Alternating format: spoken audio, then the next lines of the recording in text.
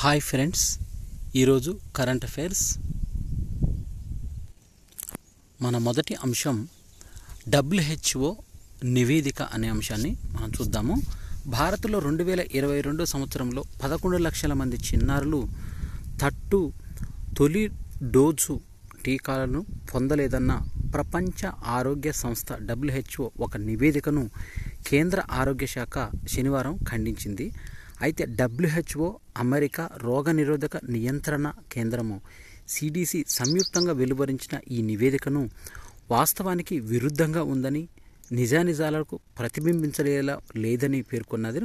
2022-23 ఆర్థిక సంవత్సరంలో 2,63,84,580 మంది చిన్నారుల్లో 2,63,270 మందికి తొలి డోసు టీకాలు వేశామని, కేంద్రము 21,310 మాత్రమే వేయలేదంటూ ఆరోగ్య శాఖ నివేదించింది. అయితే ఈ టీకాల విషయంలో ప్రతి రాష్ట్రానికి అనుసంధానం చేస్తూ ఎందరూ చిన్నారులు టీకాలు పొందలేదని విషయాన్పైన కార్యక్రమాలను చేపట్టింది.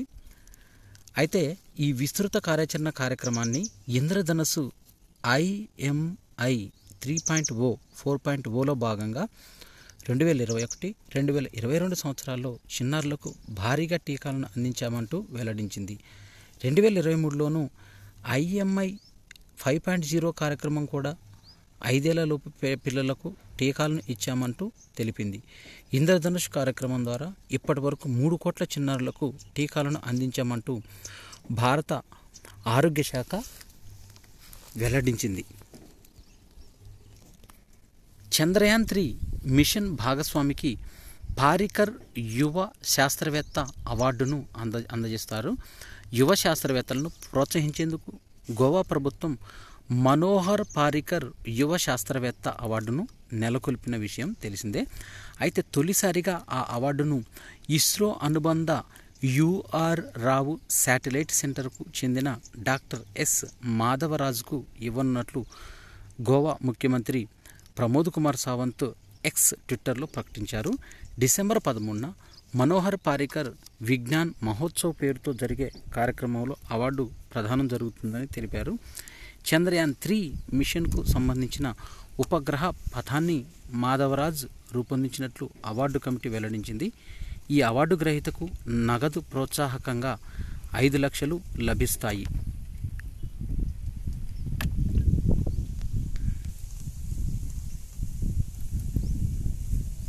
జయశంకర్ వర్సిటీలో అంతర్జాతీయ సదస్సు అనేది ముగిసింది. సుస్థిర సాగు అభివృద్ధి పరిశోధనలు కీలకమనే అంశంపైన సుస్థిర వ్యవసాయ అభివృద్ధికి పరిశోధనలు కీలకమని భారత వ్యవసాయ పరిశోధన మండలి ICAR deputy director general doctor Uday Singh Gautam అన్నారు.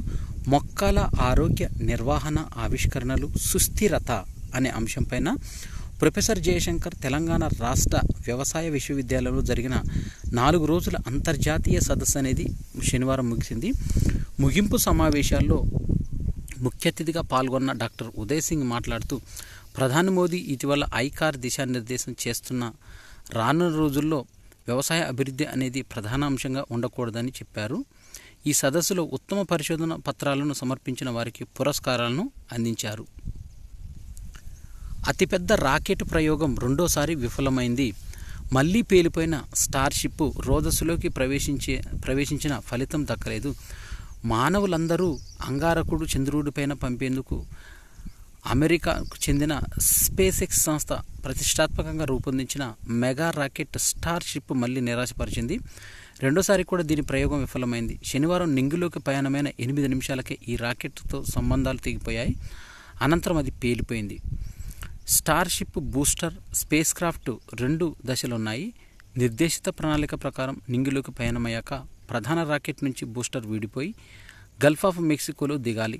బూస్టర్ నుంచి విడిపోయాక స్పేస్ క్రాఫ్ట్ తన పయనాన్ని కొనసాగించి కక్షలోకి చేరుకోవాలి. భూమి చుట్టూ దాదాపు భూ పరిభ్రమణం సాగించి పసిఫిక్ మహాసముద్రంలో పడిపోవాలి. శనివారం దక్షిణ టెక్సాస్ తీరం నుంచి స్టార్షిప్ నింగిలోకి విజయవంతంగా దూసుకెళ్లింది. అందులో 33 రాఫ్టార్ ఇంజన్లు ప్రజ్వలన శక్తికి ఆ ప్రాంతంలో ప్రకంపనలు తలెత్తాయి. అయితే ఈ రీతిలో రాకెట్ సాఫీగానే నింగిలోకి దూసుకెళ్ళింది. 2.48 నిమిషాల తర్వాత బూస్టర్ విడిపోయింది. కానీ ఆ వెంటనే అది పేలిపోయింది. స్పేస్ క్రాఫ్ట్ ముందుకు దూసుకెళ్లిన కొన్ని నిమిషాలకే దానితో కమ్యూనికేషన్లు తెగిపోయాయి. ఈ నేపథ్యంలో అందులోని ఆటోమేటిక్ వ్యవస్థ దాన్ని పేల్చేసినట్టు సమాచారం అందింది. అది 150 కిలోమీటర్ల ఎత్తుకు చేరింది. ఈ ఏడాది ఏప్రిల్లో స్టార్షిప్ మొదటి ప్రయోగం జరిగింది. నాడు గాల్లోకి ఎగిరిన 4 నిమిషాలకే గల్ఫ్ ఆఫ్ మెక్సికోలో అది కూలిపోయింది. స్టార్షిప్ రాకెట్ పొడవు ఏకంగా 121 మీటర్లు అంటే 400 అడుగులు కావడం గమనార్హం. ప్రపంచంలోనే అతిపెద్ద రాకెట్గా పేరు పొందింది. నాసాకు చెందిన స్పేస్ లాంచ్ సిస్టమ్ కన్నా ఇది రెట్టింపు శక్తి దీనికి సొంతం. మాల్దీవుల నూతన అధ్యక్షుడిగా ప్రమాణ స్వీకారం చేసిన మహమ్మద్ ముయిజు తమ దేశంలో ఉన్న భారత సైనికుల్ని ఉపసంహరించుకోవాలని భారత ప్రభుత్వాన్ని కోరారు. ఈ ప్రమాణ స్వీకారానికి హాజరైన కేంద్ర మంత్రి కిరణ్ రిజిజును ఆయన మర్యాదపూర్వకంగా భేటీ అయ్యి ఈ అంశాన్ని వెల్లడించారు. అయితే ఈ భారతదేశం మాల్దీవుల్లో అనేక మంది భారతీయులు నివసిస్తుండటం గురించి రిజిజు తాజా భేటీలో ప్రస్తావించారు. ఈ కారణాల వల్ల నిర్మాణాత్మక సంబంధాలను పెంచుకునేందుకు దేశాల మధ్య సంబంధాల బలోపేతానికి ఎదురు చూస్తున్నామని తెలిపారు. ప్రధాని మోదీ తరపున నూతన అధ్యక్షుడికి శుభాకాంక్షలు తెలిపినట్లు రిజిజు వెల్లడించారు. భారత్తో స్నేహపూర్వకంగా ఉన్న ఇబ్రహీం మహమ్మద్ సోలిహ్ ప్రస్తుత ఎన్నికల్లో ఓడిపోయారు. 2013-18 మధ్య మాల్దీవుల అధ్యక్షుడిగా ఉంటూ చైనాతో సన్నిహిత సంబంధాలు కొనసాగించిన అబ్దుల్లా యామీన్కు మయూజు సన్నిహితుడు. చైనా అధ్యక్షుడు జిన్పింగ్ తరపున ప్రత్యేక దూతగా వచ్చిన షెన్యికిన్తో మయూజు భేటీ అయ్యారు. తమ దేశానికి కొన్నేళ్లుగా అందిస్తున్న సాయానికి గాను నూతన అధ్యక్షుడు చైనాకు కృతజ్ఞతలు ఈ సందర్భంగా తెలిపాడు. కొత్తగా జాతీయ ఫార్మసీ కమిషన్ను ఏర్పాటు చేసిన కేంద్ర వైద్య ఆరోగ్య శాఖ ఏర్పాటు చేసి ముసాయిదా బిల్లును విడుదల చేసింది. దేశంలో ఫార్మా విద్య నియంత్రణ కోసం కొత్తగా జాతీయ ఫార్మసీ కమిషన్ ఏర్పాటు చేయాలని కేంద్ర ప్రభుత్వం నిర్ణయించింది.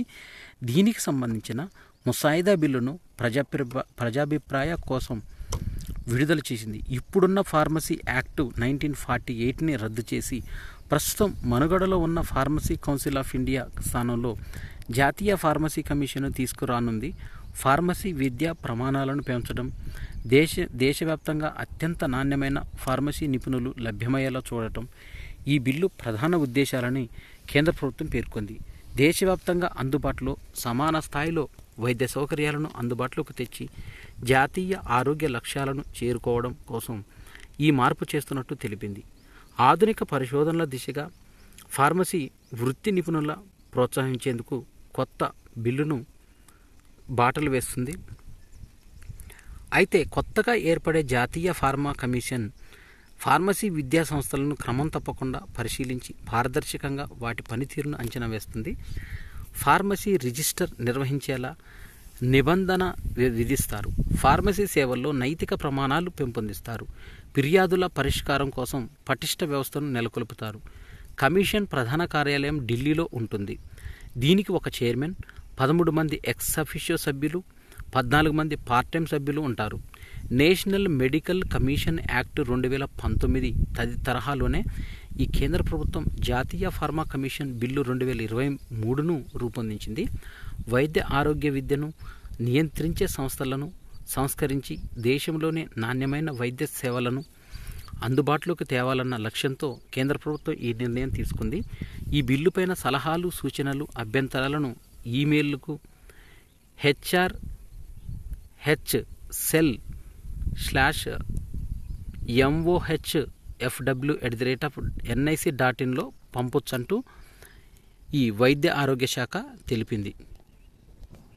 భారత, ఆస్ట్రేలియాల మధ్య జరిగే వన్డే ప్రపంచ కప్ ఫైనల్ మ్యాచ్ కోసం కోట్లాది మంది క్రికెట్ అభిమానులు 1000 కళ్లతో ఎదురుచూస్తున్నారు. ఈ సందర్భంగా ఆస్ట్రాలజీ కంపెనీ CEO ఒక బంపర్ ఆఫర్ ప్రకటించాడు. పునీత్ గుప్తా భారత్ గెలిస్తే 100 కోట్లు పంచుతామంటూ ఇతను తెలిపాడు.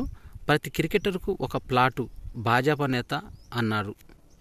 ప్రపంచ కప్లో భారత క్రికెట్ జట్టు నెగ్గితే కోచ్తో సహా జట్టు సభ్యుల్లో ప్రతి ఒక్కొక్కరికి చొప్పున 16 ప్లాట్లు ఉచితంగా అందజేస్తానని గుజరాత్కు చెందిన భాజపా నేత కేయూర్ దొలారియా ప్రకటించాడు. తెలంగాణలో ఎన్నికలు జరుగుతున్న నేపథ్యంలో భాగంగా గూగుల్ అనే సంస్థ తమ గూగుల్ మ్యాప్స్లో పోలింగ్ కేంద్రాలను కూడా చూపించే విధంగా మార్పులు చేర్పులు చేసింది. సాంకేతికత అనేది కొత్త పుంతలు తొక్కుతుంది. పోలింగ్ కేంద్రాలను ఓటర్ల వివరాలను తెలుసుకునే విధానాన్ని కేంద్ర ఎన్నికల సంఘం సరళతరం చేసింది. అయితే తన పోర్టల్లోని పోలింగ్ బూత్ల వారీగా సమగ్ర అంశాలను అందుబాటులోకి తెచ్చింది. వెబ్సైట్లోకి వెళ్ళి సాధారణ ఎన్నికలు 2023 ఎలక్టరల్ రోల్స్, జిల్లా పేరు, అసెంబ్లీ నియోజకవర్గాల పేరు ఎంపిక చేసుకోవాలి. దాంతో ఏ నియోజకవర్గం ఎన్ని పోలింగ్ కేంద్రాలు ఉన్నాయో తెలిపే వివరాలపైన తెరపై ప్రత్యక్షమవుతాయి. దాని చెంతనే తెలుగు, ఆంగ్ల భాషల్లో గూగుల్ మ్యాప్ని నిక్షిప్తం చేశారు. అందులో ఓటరు ప్రారంభ సంఖ్య, చివరి సంఖ్య, పురుషుల, మహిళలు ఎంతమంది ఉన్నారు, ఇలా బూతుల వారీగా వివరాలు అందుబాటులోకి తీసుకొచ్చారు. జ్ఞానవాపి మసీదు ప్రాంగణంపైన నివేదిక సమర్పించేందుకు భారత పురావస్తు survey archaeological survey of India విభాగం మరో 10 రోజుల గడువును కోరింది. వారణాసి కోర్టు ఇందుకు అనుమతించింది. గతంలోనూ న్యాయస్థానం 15 రోజుల గడువు పెంచింది. ఈ నెల 17న సమర్పించాలని ఆదేశించిన అయినా కొంత సమయం కావాలంటూ ఆర్కియలాజికల్ సర్వే ఆఫ్ ఇండియా కోరడంతో ఈ నెల 28న నివేదికను సమర్పించాలని శనివారం కోర్టు ఉత్తర్వులు జారీ చేసింది. ఐటీ హార్డ్వేర్ పిఎల్ఐ పథకంను ఐటీ హార్డ్వేర్ కోసం ప్రకటించిన ఉత్పత్తి అనుసంధానిత ప్రోత్సాహకాల పిఎల్ఐ పథకం కింద 27 సంస్థలకు అనుమతించి ఇచ్చినట్లు కేంద్ర ఐటీ ఎలక్ట్రానిక్స్ మంత్రి అశ్విని వైష్ణవ్ వెల్లడించారు.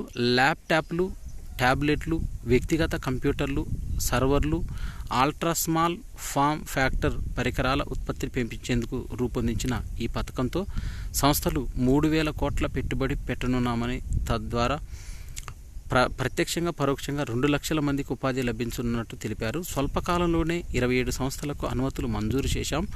ఈ పథకం కింద 3.50 లక్షల కోట్ల అదనపు ఉత్పత్తులు చేయనున్నాయి.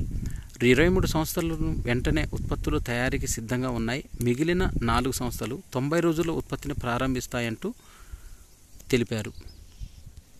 టెక్ ప్రపంచంలో చాట్ జీపీటీ సృష్టించిన ప్రకంపనలు మామూలువి కాదు. అయితే దానికి సంబంధించిన శ్యామ్ ఆల్ట్మన్ను సీఈఓ బాధ్యతల నుంచి తొలగిస్తూ ఓపెన్ ఆర్టిఫిషియల్ ఇంటెలిజెన్స్ సంస్థ నిర్ణయం తీసుకోవడం గమనార్హం. మైక్రోసాఫ్ట్ ఆర్థిక మద్దతు గల ఓపెన్ ఆర్టిఫిషియల్ ఇంటెలిజెన్స్ ఏఐ సంస్థ ఆయన విశ్వసించకపోవడమే కారణం అని ఒక ప్రకటనలో తెలిపింది. అతడి స్థానంలో తాత్కాలికంగా కంపెనీ చీఫ్ టెక్నాలజీ ఆఫీసర్ మీరా మురాటి సీఈఓగా వ్యవహరిస్తారని కంపెనీ ప్రకటించింది. ఆల్ట్మన్ తొలగింపు నిర్ణయం టెక్ వర్గాల్లో సంచలనంగా మారింది. మరోవైపు ఆల్ట్మన్ను బాధ్యతల నుంచి తొలగించిన గంటల వ్యవధిలోనే కంపెనీలో మరో కీలక పరిణామం చోటు చేసుకుంది.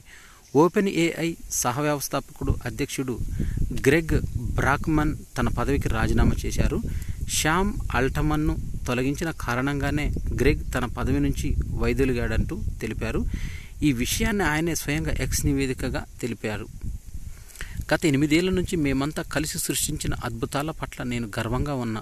మేము ఎన్నో క్లిష్టమైన సమస్యలను ఎదుర్కొన్నాం, గొప్ప క్షణాలను ఆస్వాదించాం, అసాధ్యమైన పనులను సుసాధ్యం చేశాం. కానీ ఈరోజు చూసిన వార్తతో శ్యామ్ తొలగింపును ఉద్దేశిస్తూ నేను కంపెనీ వీడాలని నిర్ణయించుకున్నానంటూ గ్రెగ్ తన పోర్టల్లో తీసుకొచ్చారు. ఆల్ట్మన్ చూసినట్టయితే 2015 ఓపెన్ ఏఐని నెలకొల్పినప్పుడు దీన్ని ఒక లాభాపేక్ష లేని సంస్థగా తీర్చిదిద్దాలని వ్యవస్థాపకులు అనుకున్నారు. అయితే ఆల్ట్మన్తో పాటు సూద్ సేనర్, ఎలాన్ మస్క్ పలువురు వ్యవస్థాపకులుగా ఉన్నారు. 2019లో ఆల్ట్మన్ సీఈఓగా బాధ్యతలు చేపట్టాక పరిస్థితి మారింది. కంపెనీ ఆశయాలకు గండి కొడుతూ ఓపెన్ ఏఐని లాభదాయకమైన ఓ వ్యాపారంగా మార్చాలని అనుకున్నాడు. ఏఐ వల్ల కలిగే దుష్ప్రభావాలను పరిగణలోకి తీసుకోకుండా ఆల్ట్మన్ దూకుడుగా ముందుకెళ్లటము మరో కారణమంటూ సిలికాన్ వ్యాలీ వర్గాలు తెలిపాయి. చాట్ జీపీటీ ఇతర సర్వీసులను సంబంధించిన భద్రత ఏమాత్రం పట్టించుకోకుండా అతడు ముందుకెళ్లేవాడని సంబంధిత వర్గాలు తెలిపాయి. అభివృద్ధిలో కీలకంగా సుగంధ ద్రవ్యాలు WSO చైర్మన్ రామ్ కుమార్ మీనన్ దేశ ఆర్థికాభివృద్ధిలో సుగంధ ద్రవ్యాలు కీలక పాత్ర పోషిస్తున్నాయంటూ world spice organisation WSO chairman Ram Kumar Menon తెలిపారు. హైదరాబాద్లో అఖిల భారత సుగంధ ద్రవ్యాల ఎగుమతి సంఘం AISEF ఆధ్వర్యంలో 2వ విడత జాతీయ సుగంధ ద్రవ్యాల సదస్సు జరిగింది. ఈ సందర్భంగా ఆయన మాట్లాడుతూ ప్రస్తుతం 1.03 కోట్ల టన్నుల మేర సుగంధ ద్రవ్యాలు ఉత్పత్తి జరుగుతుంది. వీటి విలువ 1.5 లక్షల కోట్ల మేర ఉంటుందని తెలిపారు. అయితే దీంట్లో తెలంగాణ, ఆంధ్రప్రదేశ్ రాష్ట్రాలకు పసుపు, మిరప ఎగుమతుల్లో అధిక వాటా సంపద ఉందన్నారు. వాతావరణ పరిస్థితులు అనుకూలించక జీలకర్ర లాంటి పదార్థాలు ధరలు బాగా పెరిగాయంటూ ఇప్పుడిప్పుడే కాస్త దిగివస్తున్నాయంటూ తెలిపారు. రిజర్వ్ బ్యాంక్ ఇండియా RBI మాజీ గవర్నర్ ఎస్ వెంకటరమణ్ 92 సంవత్సరాల వయసులో కన్నుమూశారు. చెన్నైలో ఆయన నివాసంలో శనివారం తుది శ్వాస విడిచారు. ఆయనకి 2 కుమార్తెలు, భార్య గిరిజ వైద్యనాథన్ ఉన్నారు. ఇతను పూర్వ ట్రావెన్కోర్ స్టేట్లో నాగర్కోయల్లో 1931లో జన్మించిన రమణ్ 1990 నుంచి 92 మధ్య RBI గవర్నర్గా వ్యవహరించారు. దేశం తీవ్ర ఆర్థిక సవాళ్లు ఎదుర్కొన్న కాలంలో గవర్నర్గా ఉన్నారు. RBIకి గవర్నర్ కాక ముందు 1985 నుంచి 89 వరకు ఆర్థిక శాఖ కార్యదర్శిగా పనిచేశారు. భారత్ క్లిష్ట సమయం ఎదుర్కొన్న సమయంలో ఆయన RBIకి గవర్నర్గా వ్యవహరించారని, ఆయన కాలంలో సరళీకరణ ఆర్థిక విధానాలను భారత్ అవలంబించడం ప్రారంభించిందని RBI తన వెబ్సైట్లో పేర్కొంది. RBI మాజీ గవర్నర్ ఎస్ వెంకటరమణ్ మృతి చాలా బాధాకరం. ఆయన అద్భుతమైన వ్యక్తిత్వం కలిగిన ప్రజాసేవకులు. సంక్షోభ సమయాల్లో ఆయనకు ఎనలేని కృషి చేశారంటూ RBI ప్రస్తుత గవర్నర్ శక్తికాంత దాస్ పేర్కొన్నారు. చిన్నపిల్లలు టీవీలు, కంప్యూటర్లు వీక్షించడంతో పిల్లల మెదడుపైన ప్రభావం పడుతుందంటూ, భౌతిక పనితీరు సంబంధించిన మార్పులు వస్తాయంటూ శాస్త్రవేత్తలు హెచ్చరించారు. ఈ సందర్భంగా వారిపై ఎదుగుదలపైన కూడా ప్రభావం చూపుతుందంటూ తెలిపారు. 23 ఏళ్లలో 30,000 మందికి పైగా నిర్వహించిన 33 బ్రెయిన్ ఇమేజింగ్ అధ్యయనాలను సమీక్షించి ఈ మేరకు తేల్చారు. టీవీ చూడటం, కంప్యూటర్ గేమ్స్ ఆడటం వంటివి వాటికి చిన్నారులు వెచ్చించే సమయాన్ని స్క్రీన్ టైమ్గా పేర్కొంటారు. మెదడుకు సంబంధించిన నిర్వహణపరమైన జ్ఞాపక శక్తి, ప్రణాళిక, మారుతున్న పరిస్థితులకు అనుగుణంగా స్పందించడం వంటి కార్యనిర్వాహక విధులపైన ఇది ప్రభావం చూపుతున్నట్లు తాజా పరిశీలనలో వెల్లడైంది. వరల్డ్ కప్ క్రికెట్ నేడే వన్డే ప్రపంచ కప్ ఫైనల్ ఆడుతుంది. Australia versus India. అహ్మదాబాద్లోని ఆస్ట్రేలియాతో భారత్ ఢీకొంటుంది. మధ్యాహ్నం 2 గంటల నుంచి మ్యాచ్ అనేది ప్రారంభం కాబోతుంది. 4 వన్డే ప్రపంచ కప్ చరిత్రలో ఇది భారత్కు ఇది 4వ ఫైనల్. 1983, 2003, 2011లోనూ ఆ జట్టు తుదిపోరుతో ఆడింది. 1983, 2011లో గెలిచింది. 2 ఆస్ట్రేలియాతో భారత్కు ఇది 2వ ప్రపంచ కప్ ఫైనల్. 2003లో ఆ జట్టు చేతిలో టీమిండియా ఓడింది. 1 ప్రస్తుతం భారత జట్టులో ప్రపంచ కప్లో ఫైనల్ ఆడిన అనుభవం ఉన్న ఆటగాడు కోహ్లీ మాత్రమే.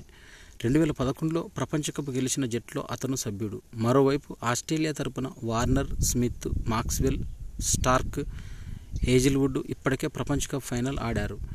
8 వన్డే ప్రపంచ కప్లో ఆస్ట్రేలియా ఫైనల్ చేరిన సందర్భాలు 1975, 1987, 1996, 1999, 2003, 2007, 2015లోనూ ఆ జట్టు టైటిల్ 4లో తలపడింది. 1987, 1999, 2003, 2007, 2015లలో కప్పును గెలిచింది.